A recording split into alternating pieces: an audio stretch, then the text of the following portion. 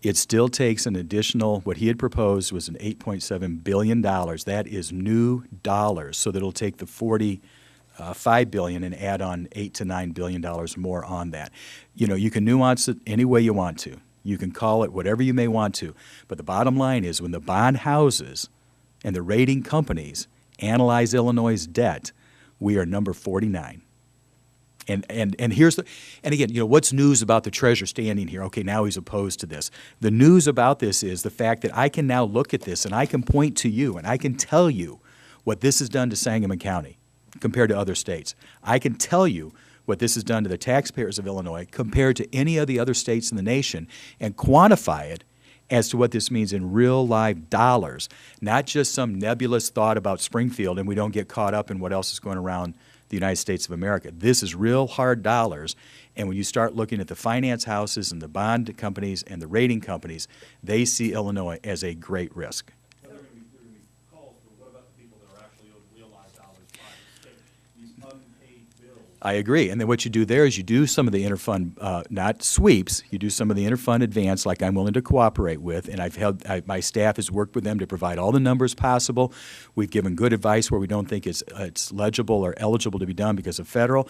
That is one way to go, absolutely one way to go. But I'll tell you what, when the Civic Federation of the City of Chicago puts together their analysis of this governor's budget to say that it is now $2.4 billion more in spending than what projected revenue is, tell me where that 2.4, you know, that's where the problematic area is. What we need to do is look at what the real life projected revenue, Civic Federation of Chicago number, they aren't Dan Rutherford's numbers, and it has it at $2.4 billion more.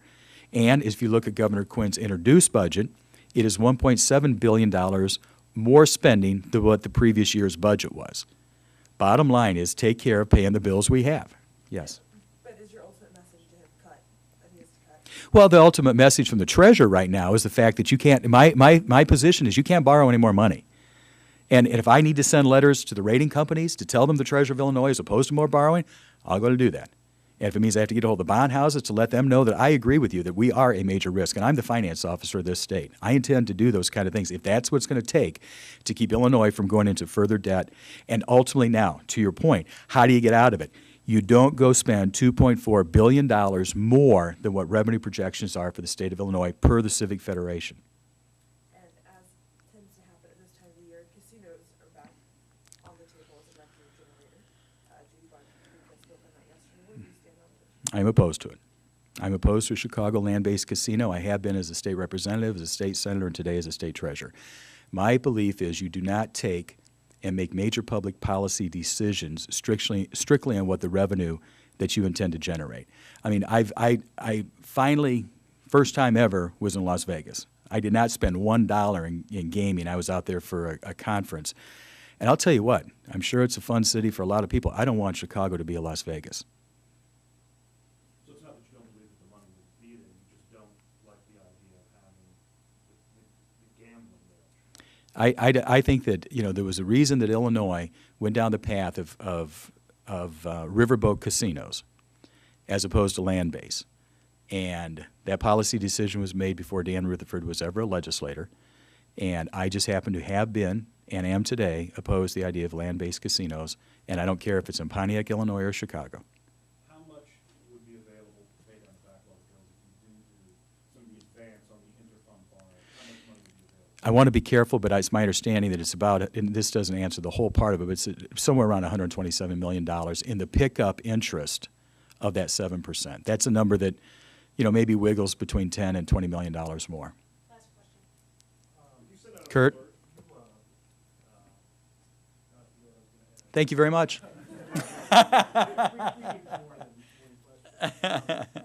role in short-term borrowing. Yes. But long-term borrowing, you don't have to sign off on that? The short answer is yes, but let me qualify this. In short-term borrowing, it would necessitate, you know, the comptroller and treasurer to sign off on it. And as I've told the public and the governor, I will look at each case individually. It's not just a carte blanche, I'm against it just because it is. I'll look at each case individually. If the governor were to declare a fiscal emergency and try to move up the spending limits that are available, I, as the treasurer, have the ability to stop that. And when it gets to long-term borrowing, it is a 3/5 vote of the Illinois General Assembly. I do not have the ability to stop that. But what I do have the ability to do is to be able to highlight to the financial market how bad of a risk Illinois is. And if that helps drive up the interest rates it's going to cost, and if that helps them stop and say, no, we're not going to lend you any more money, then I'm going to do that. Because I think in my heart of all hearts, and as a businessman, a private sector businessman, Illinois cannot take on any more debt. It is irresponsible for the taxpayers of Illinois to have to shoulder that burden. And you go back to the numbers I said before, $2.4 billion more than projected revenue in spending and $1.7 billion more than previous year's budget. You got to get yourself in control, and borrowing is an addiction that we don't need to continue to have happen here in Illinois. Sounds like an ultimatum to the governor.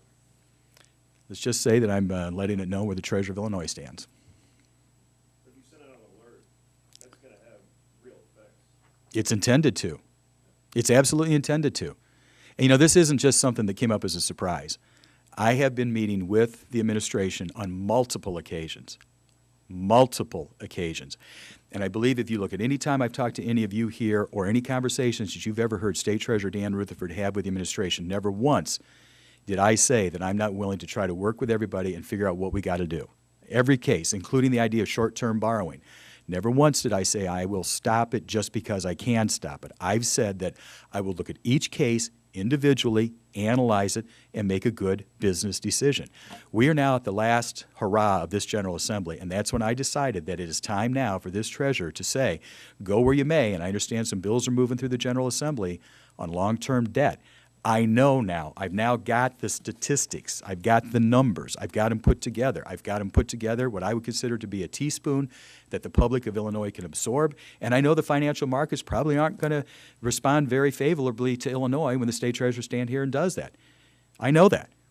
Illinois cannot borrow any more money. Would you go in favor of the pension borrowing? 2 or 3 years ago, I probably did.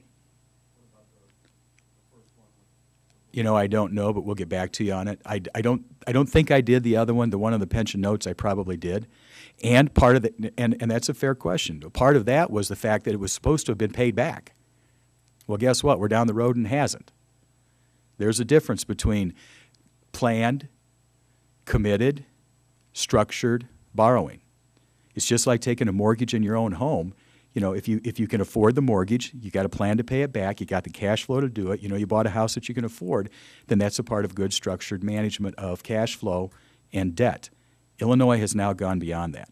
When you talk about the budget, you're talking about the governor's introduced budget that's at 36.5 or 37, Yeah. not the number that the House is using. No, I'm talking about the governor's introduced. If the plan that the House is pushing becomes reality, does that change your stance? In regards to debt? In regards No, to- no. In regards to debt, it does not.